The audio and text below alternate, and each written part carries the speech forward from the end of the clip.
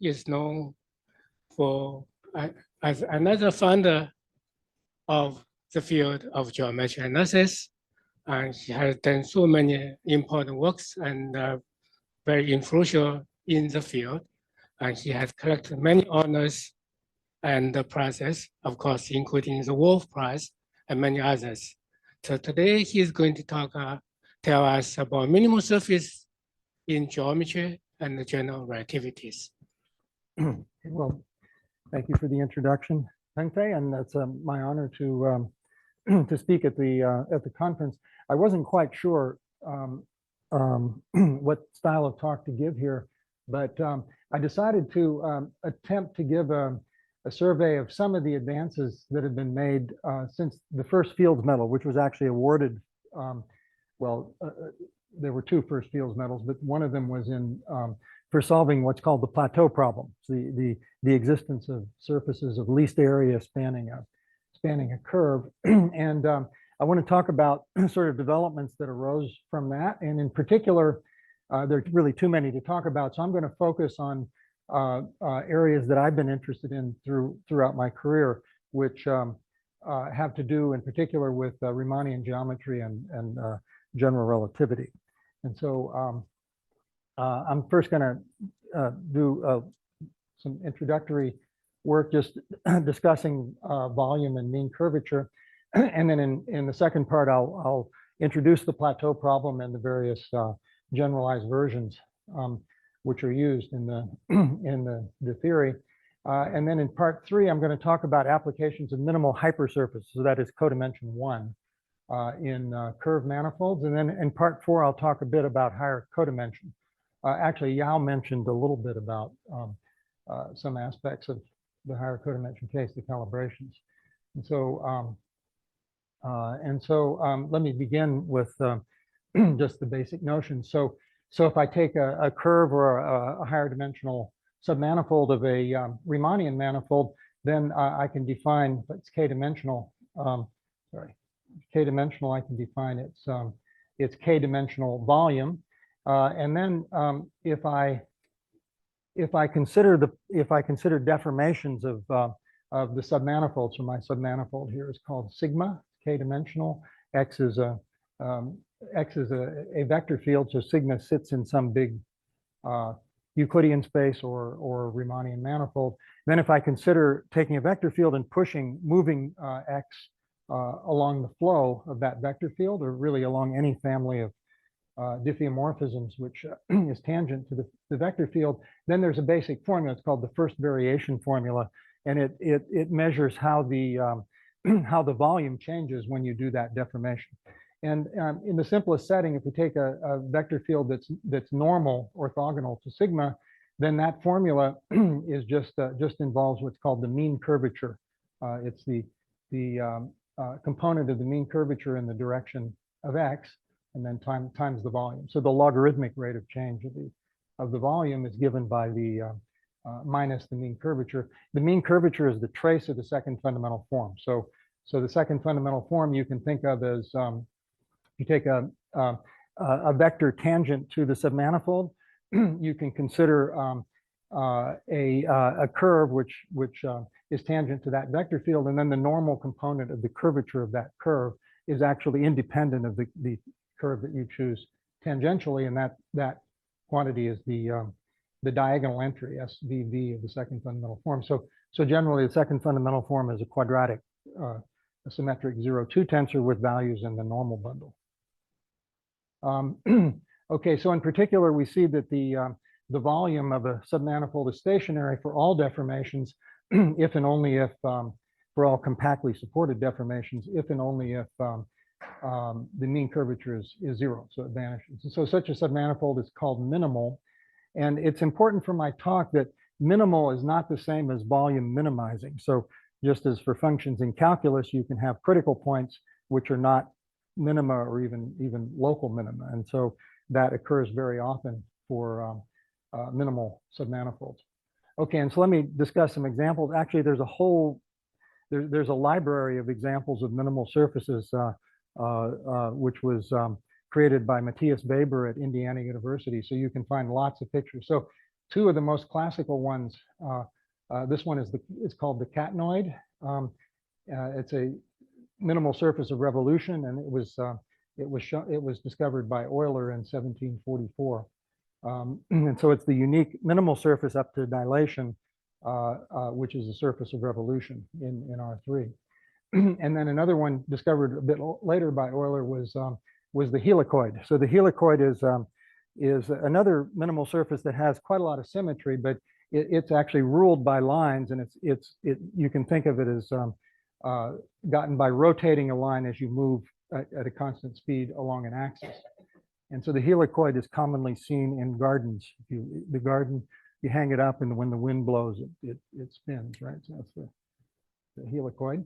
Now, there are lots of other minimal surfaces that were discovered in the 19th century. So in the 19th century, the connection between two-dimensional minimal surface and complex analysis was made. And this is a nice example of one of them.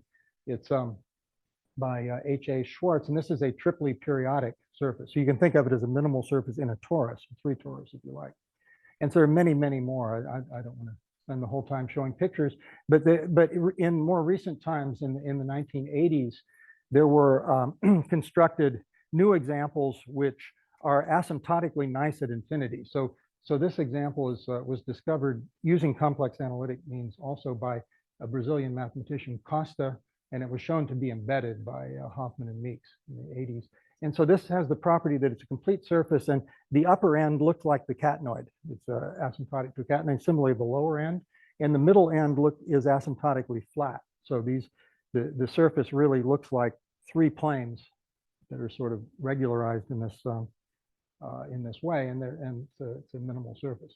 And actually, the Costa example was generalized to allow arbitrary genus also. So you can put lots and lots of handles along you can think of a catenoid intersecting with a plane, and you can put lots of handles there. And this construction was done generally by Capelleus in 97. So for very high genus, there are also embedded examples like that. And also there are many examples for other planes. So there are tons of examples. However, all of the examples I've given, they're all minimal surfaces, but none of them are minimizing. So it's true for all of those examples that if you take a large enough piece of it, it does not minimize area. So you can deform it to smaller area. So there actually are no minimizing complete surfaces, minimal surfaces in R3. So that property is sometimes called a Bernstein type property. So the minimizing property imposes very strong restrictions on the surface. So these surfaces do not minimize volume, or area, even though they are stationary. And so the classical existence question for area minimization is called the Plateau problem, and it has a long history. So it's actually was studied experimentally by Plateau, whose name appears on the problem in the 19th century. He did lots of observations of soap films and soap bubbles, and it sort of illustrated the behavior of those. Now, so a soap film is a physical model for a minimal surface. If you ignore the mass of the soap solution, the basic principle is that it minimizes the area.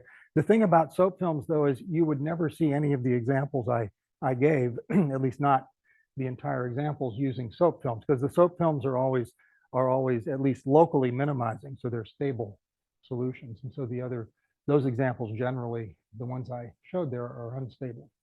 Okay, but if you ask the basic existence question, it's called the Plateau problem, and a rough statement is that for any reasonable simple closed curve in R3, the problem is to find a surface which bounds the curve and has least area among all such surfaces.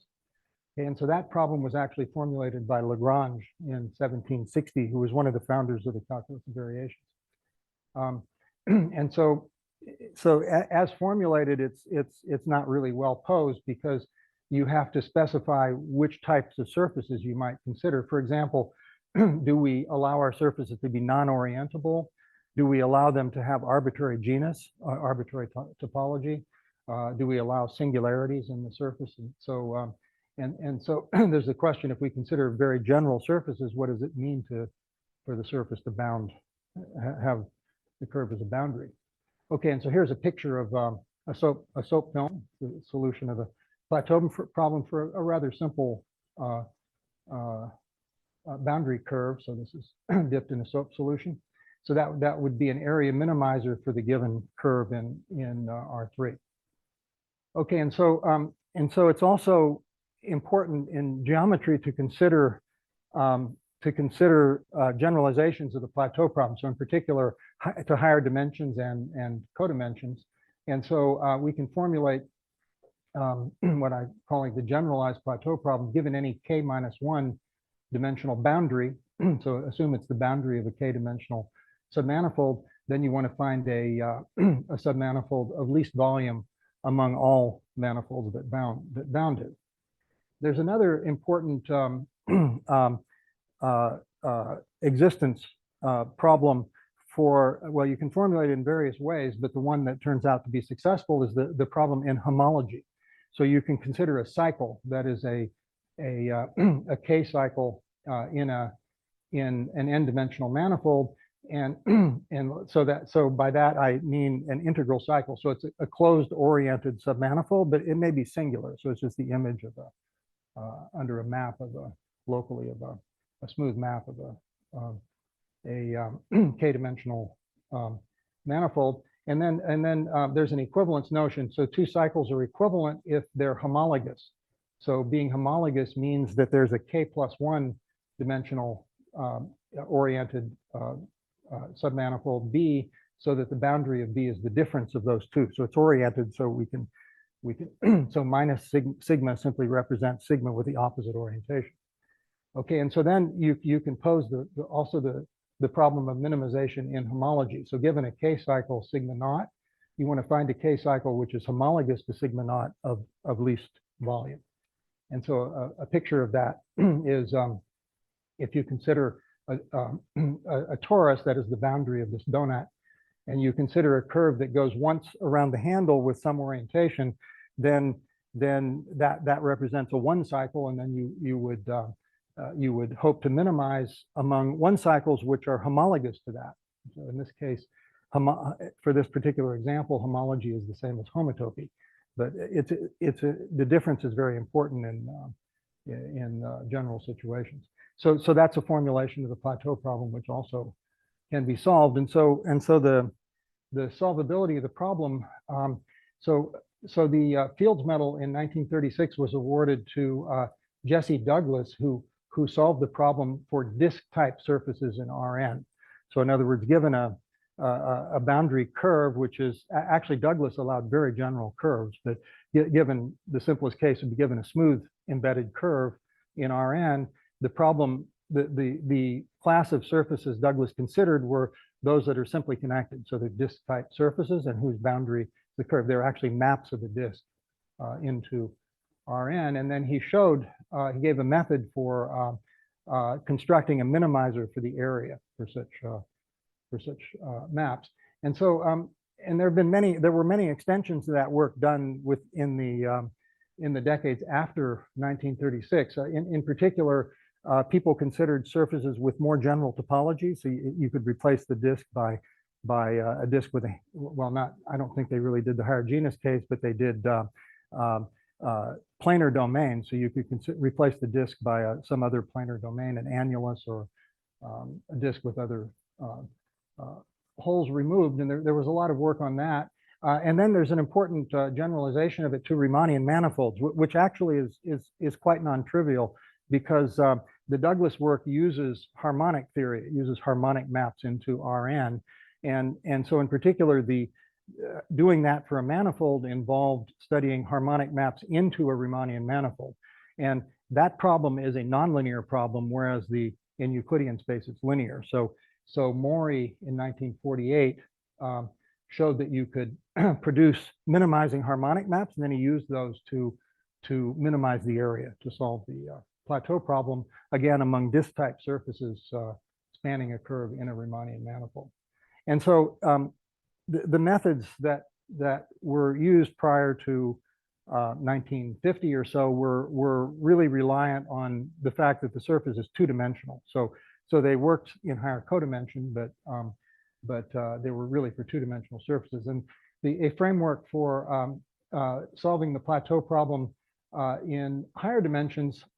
Actually, there are several other attempts at this, but the most successful one was done by Federer and Fleming around 1960, and it's called the theory of integral currents. So those are singular-oriented k-dimensional submanifolds of a Riemannian manifold, and Federer and Fleming proved that you can take limits and actually minimize. You can solve the plateau problem in the class of integral currents. So there's a compactness theorem, which is very important in the theory. The solution is constructed as a limit of a minimizing sequence of integral currents, and so there's a lot of work in developing the theory of integral currents, but also the price to be paid for this approach is that the solution is only an integral current. So integral currents are they're basically just rectifiable. They're images. They're unions of C1 images of domains in RK. So they can have lots and lots of singularities. And so the problem is that you then have another difficult problem, which is the regularity question. Okay, and so if you think about the plateau problem, so Yao talked a lot about the complex case. So special solutions of the plateau problem are complex submanifolds of a Kähler manifold. And you know that complex submanifolds of Cn are not always smooth. They can have singularities which are of codimension 2 in general. So it's necessary to allow singularities in the problem, at least in the higher codimension case. And so the singularities can't really be avoided. So in that sense, the allowing singularities is quite natural. And actually, it was assumed up until the 60s, really, that you would not see singularities in the codimension 1 case. And so, for example, for surfaces in R3, you would expect the solution to be a smooth surface. And it was thought that n-1 dimensional minimizing submanifolds of Rn should also be free of singularities. That surprisingly turned out not to be true. So in the late 60s, through the work of a number of people, it was shown that that volume minimizers minimizing integral currents in codimension 1 are actually smooth only up to dimension 8. So when the ambient dimension is 8 or higher, singularities can occur in some cases. And so this has sort of been one of the issues that plagued my career, really, is these singularities that occur in the hypersurface problem. And so they're not really that well understood. And in particular, you can ask the question, are they stable under perturbations? So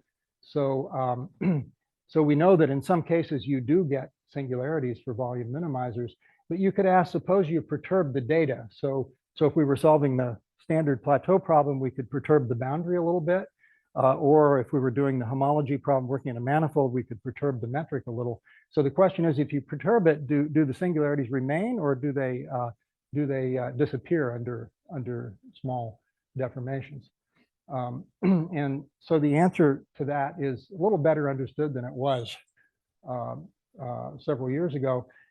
So back in the 80s, it was shown that in the lowest dimensional case, when the singularities are isolated, it was shown by Nat Smale that they can be perturbed away. So if you take a homology class in an 8-dimensional manifold, a 7-dimensional integral homology class, you can deform the metric so that the minimizer in that class is actually regular. It's free of singularities. And actually, it was based on work for the in Euclidean space by Hart and Simon. So recently, just over the last couple of years, this generic regularity result was extended up to dimension 10. So it was done by Chodosh, Montelides, and Schulze. And it's still not known for for general dimensions to whether it would be true or not. Personally, I would be surprised if they can be perturbed away, but it's not known.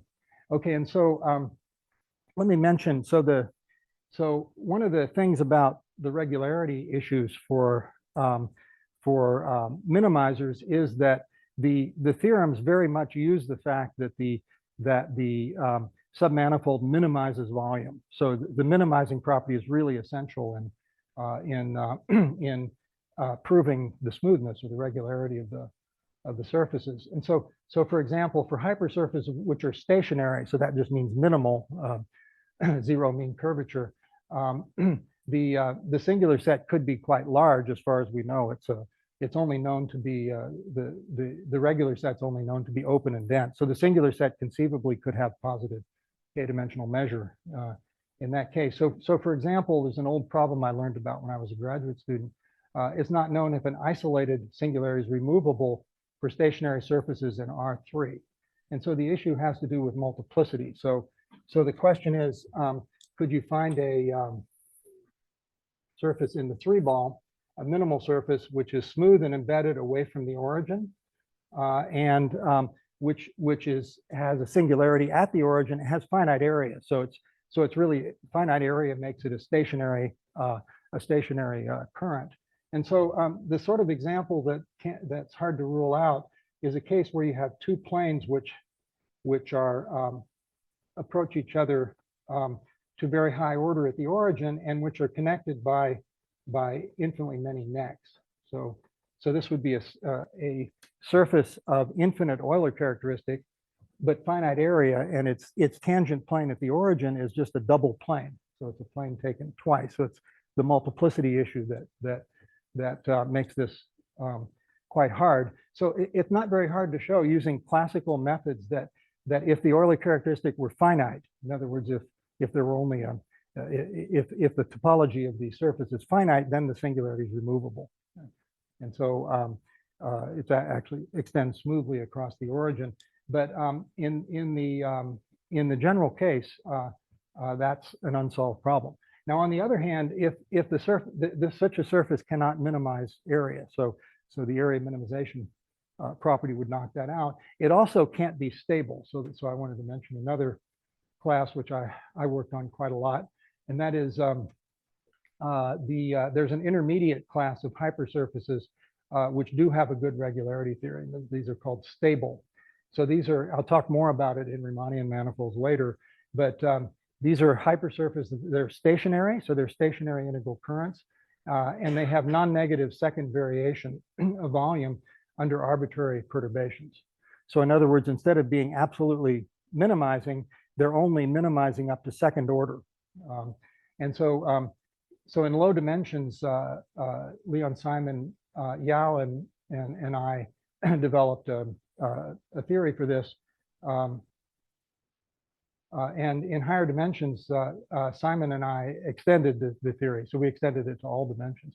And actually, the stability theory plays an important role in a topic that unfortunately I won't really have time to touch on here, which is the theory of min-max hypersurfaces. So you can, instead of minimizing, you can attempt to construct minimal surfaces which achieve min-max characterizations. And so that's also a long development, which has had a lot of progress just in the last few years also. And let me say the regularity theory was also extended in an important way by Wickrama Sapera, Nishan. Okay, and so I'm now, let's see, I have 15 minutes. Okay, I started 5 minutes late. So I now want to talk about minimal hypersurfaces in curved manifolds. Okay, and so we know that for geodesics, the curvature of the ambient manifold very much is reflected in the behavior of geodesics on the manifold. In fact, that's how much of Riemannian geometry was developed, by understanding the behavior of geodesics. So for example, if I take a equator on the sphere, then that's a one-dimensional minimal submanifold, but it's not minimizing, right? I can push it off. In fact, the picture here, I found this on the internet, of course. The picture here shows that the nearest point projection map is actually distance increasing for this curve, whereas in Euclidean space it would be distance decreasing. And so that's related to the fact that the curvature of the sphere is positive.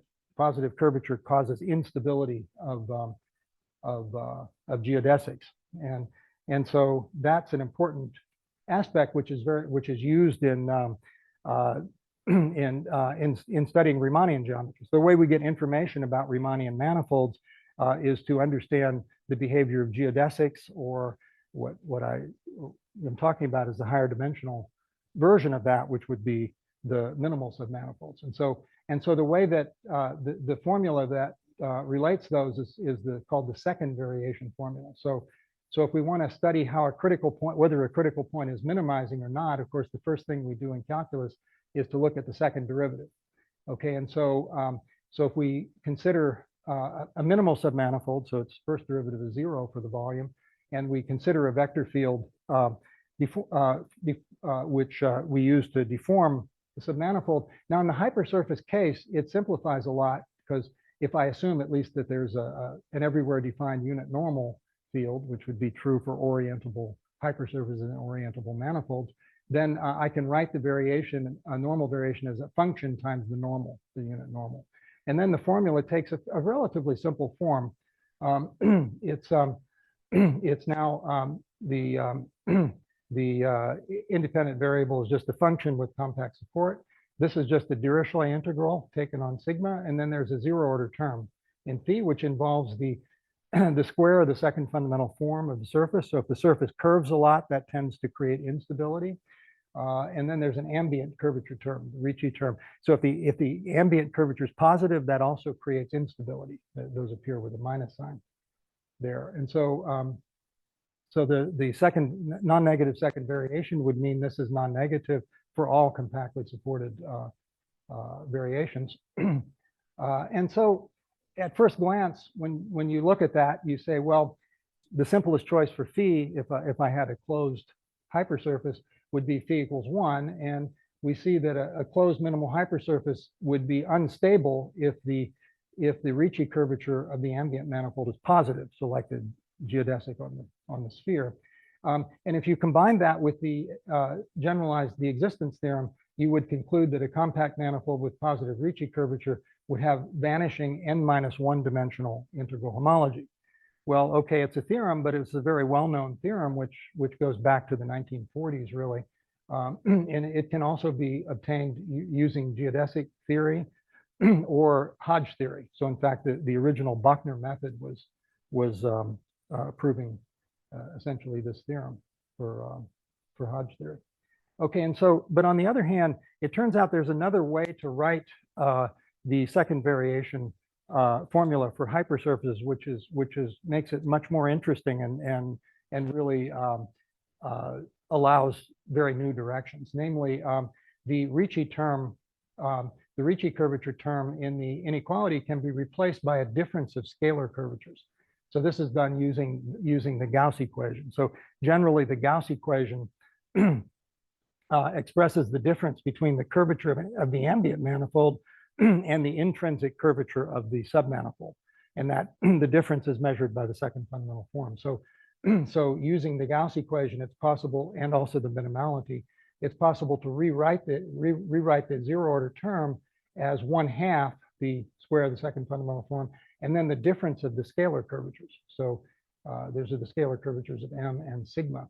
And now if we think of choosing phi equals 1, the simplest sort of variation, and if we assume that Rm is positive, the ambient manifold has positive scalar curvature, then we would have a conclusion. We wouldn't conclude that sigma is trivial, but we could conclude that the integral over sigma of the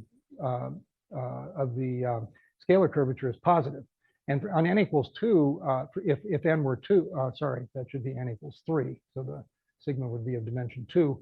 This would imply that sigma is actually homeomorphic to the 2 sphere. So it doesn't give you vanishing, but what it tells you is that if you have ambiently positive scalar curvature, then any integral n-1 or any integral 2-dimensional homology class can be represented by a sphere, by a very special surface. And so this has a generalization to higher dimensions I don't have time to go into, but the basic idea is that if you work on an n manifold with positive scalar curvature or even bounded below by a positive constant, then a stable hypersurface in such a manifold behaves like the ambient manifold. So there's a kind of inductive argument, which is really crucial for handling scalar curvature issues.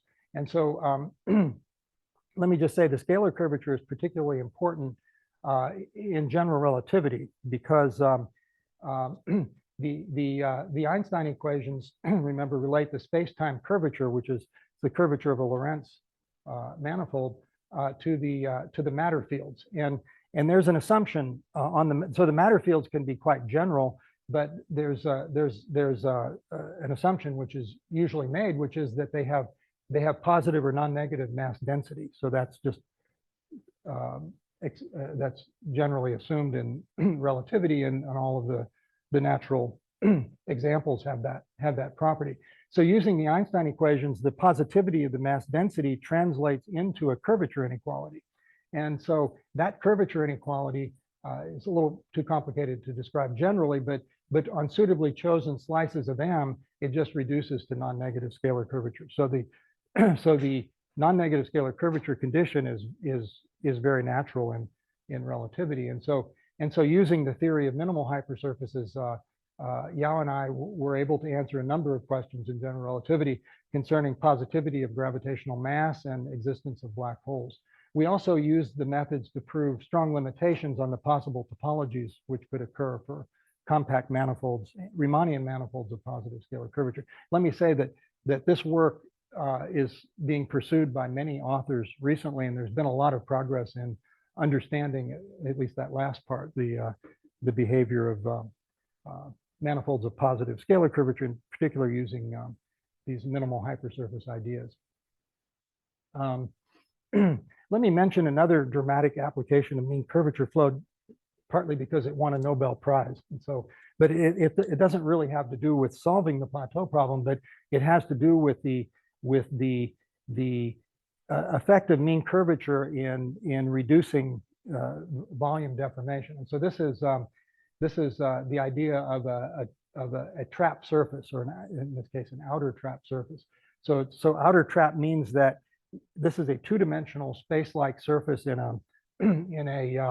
a four-dimensional space-time, and the idea is that when it's moved in the outward pointing future null direction, the Einstein equations have a focusing effect, and it was proven, actually this precedes the positive mass theorem that I described by Penrose, which showed that if you make appropriate global conditions on the space-time, then it leads to a singularity. So the existence of a closed outer trap surface implies the space-time is singular, and so it's viewed as the existence of black holes, even though the theorem doesn't really tell you that the singularity is a black hole.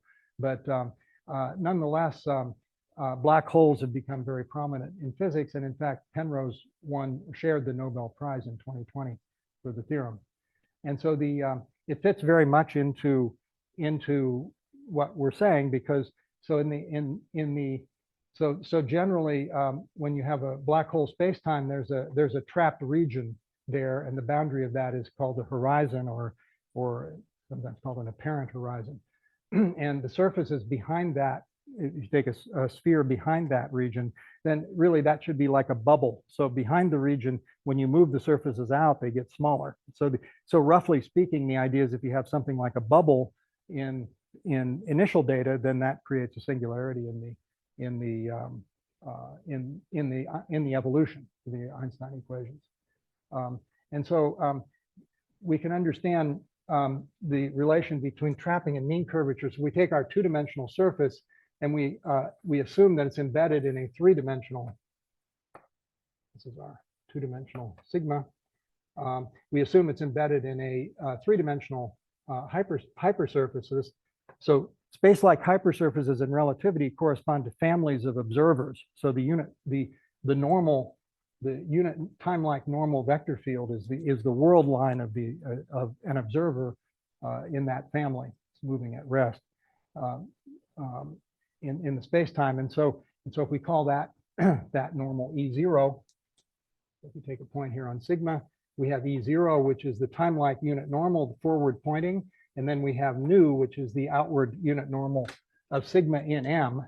And then the trapping condition is just the condition that when we move out in the direction X, which is nu plus E0. So that's a null vector field, which is forward outward pointing. The condition that the area decreases, I may actually have my sign wrong, but the condition the area decreases is a condition on the sign of the null mean curvature. And that's actually the sum of the mean curvature in M in the space-like slice, and then plus the restriction, the trace of the restriction of the second fundamental form of M. So M has a second fundamental form in the space-time, and so it's a sum of those two. So in particular, an important case is if P were 0, so if this were a totally geodesic slice of the, oops, sorry.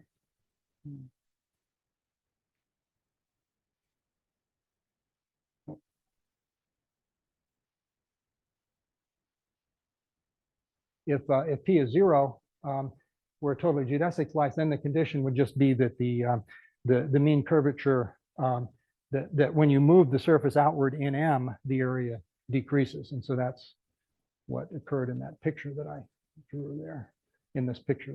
So in the picture of the Schwarzschild spacetime, which has a neck, then the surfaces behind the horizon have this trapping property.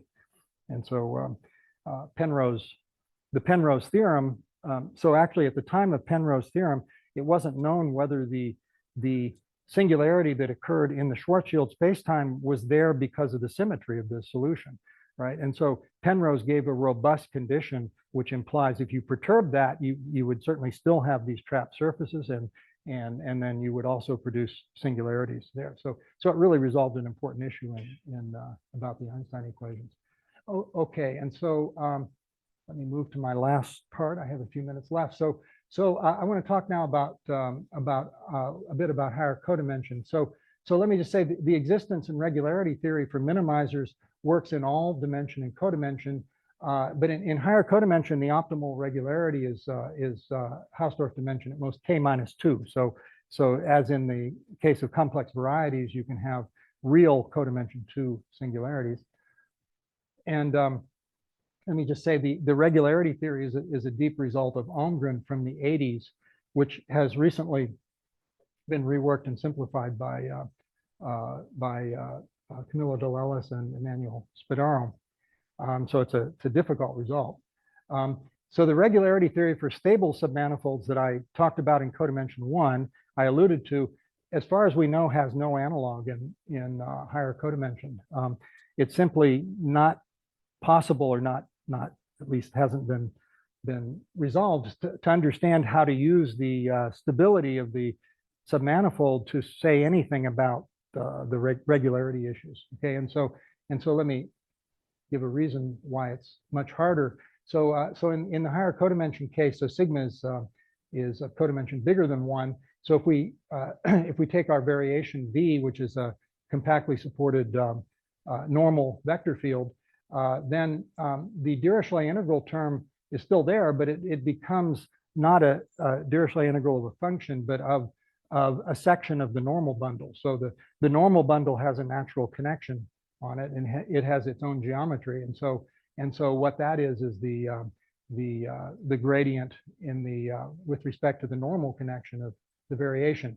And then the other two terms look pretty similar to before. So this is now the second fundamental form, but it's only the part that's tangent to sigma. So the second fundamental form is now vector valued in the normal bundle, and we can take the component of it, which is tangent to sigma, and then we take its norm squared. And this is again the ambient curvature term, which when k is n-1, it's the Ricci curvature, but in higher codimension, it's just a partial Ricci curvature. It's a sum of sectional curvatures, really.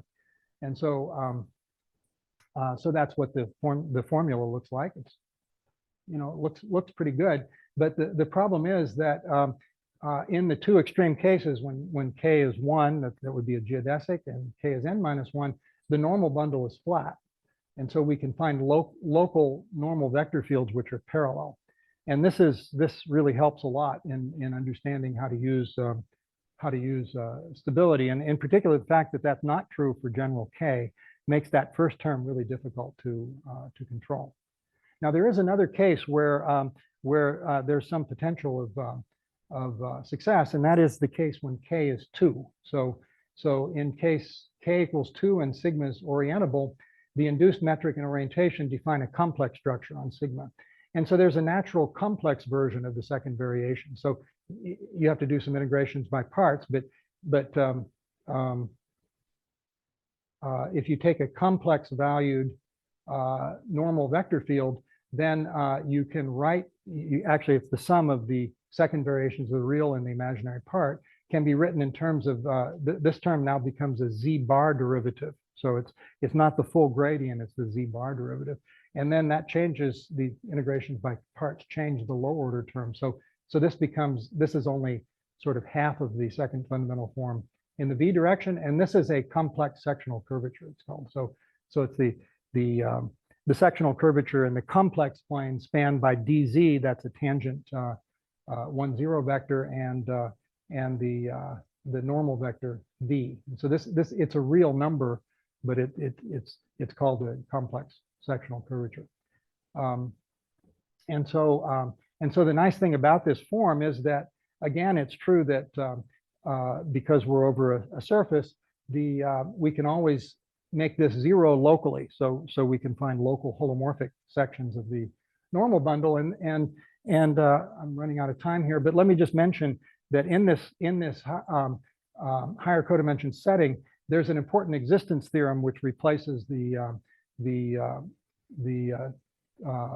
integral current theory in this case, and that is for two spheres in Riemannian manifolds developed by Sachs and Uhlenbeck. So if you like, a generalization of the Douglas type solution considers maps, but it's a more difficult result. And so Su and Yao in around 1980 showed that stable two spheres in Kähler manifolds with positive bisectional curvature, either holomorphic or anti-holomorphic. And in this, they used the second variation of what's called the D bar energy. And it was a main step in their proof that such manifolds are biholomorphic to CPN. And then in the late 80s, McAuliffe and Moore used the variational theory for minimal two spheres to show that simply connected compact manifolds with what's called positive isotropic curvature. So that corresponds to positivity of the curvature term that appears there. So it turns out in the case of S2, that is when you're working over a two sphere, you can find global holomorphic sections, and you can understand that the theory of vector bundles is very simple. And so both of these theorems use that theory. And in particular, the McAuliffe-Moore theorem gave a new approach, which eventually led to a complete solution of this quarter pinching problem for manifolds of positive quarter pinch curvature. Okay, and so finally, let me say that both of the works I described use the fact that you're working over the two sphere, so you understand the holomorphic vector bundles. And recently, I've been working with Ilana Fraser to extend some of the stability results from the two sphere to higher genus surfaces, where the structure of holomorphic bundles is substantially more complicated. We've had some success in doing that. And so I think it's a very interesting direction. So let me just say generally that any sort of rigidity result or Bernstein type theorem or whatever for stable or minimizing submanifolds in high codimension would be very interesting, and it's a very challenging area of research. Lots of open questions and very few methods. So just to summarize, in preparing the lecture, I realized how much has been done in the last 100 years. It's amazing. The landscape is so different than it would have been. Not that I was around, I'm not that old, but but it's actually very different even than it was when I was a student in the mid 70s. There's been so many advances in the theory, but and I've skipped a few things. In particular, there's been a huge development on the min-max theory, which I didn't have a chance to talk about. Also, I should have mentioned Kolding and Minakazi's work on embedded minimal surfaces in three manifolds of bounded topology. So they prove some very strong limiting results for such manifolds. Okay, so I did what I could, and I'll stop there.